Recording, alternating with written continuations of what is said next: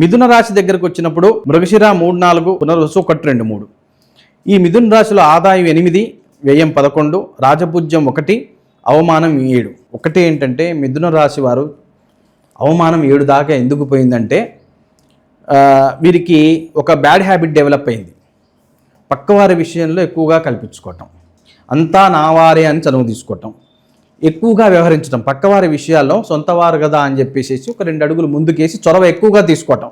దానివల్ల నీ స్థాయి ఏంటో నువ్వు ఎక్కడి వరకు ఉండాలో అవతల వాడు తెలియజేస్తాడు. అది ఎంత అవమానకరం.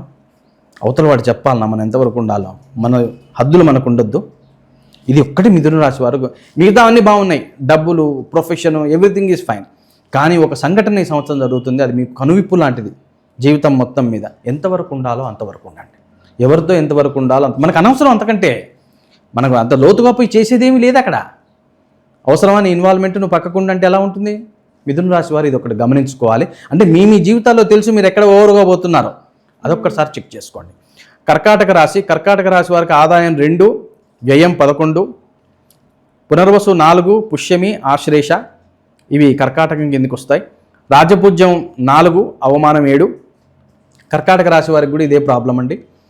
బాగా ఖర్చులు, విపరీతమైనటువంటి ఖర్చులు పెట్టడం. ఆదాయం ఉంది కాబట్టి ఖర్చు పెడుతున్నారు. ఆదాయం అయితే ఉంది కాబట్టి జాగ్రత్తగా ప్లాన్ చేసుకోండి.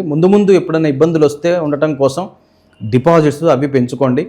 ప్రాపర్టీస్ మీద దృష్టి పెట్టండి. కర్కాటక రాశి వాళ్ళు ఈ సంవత్సరం కొద్దిగా ప్రాపర్టీస్ మీద దృష్టి పెట్టండి. ఎక్కువగా సంపాదన వచ్చినట్టు ఎట్లా ఎంజాయ్ చేద్దాం అనేటటువంటి పద్ధతి కాకుండా ప్రాపర్టీస్ మీద దృష్టి పెట్టండి.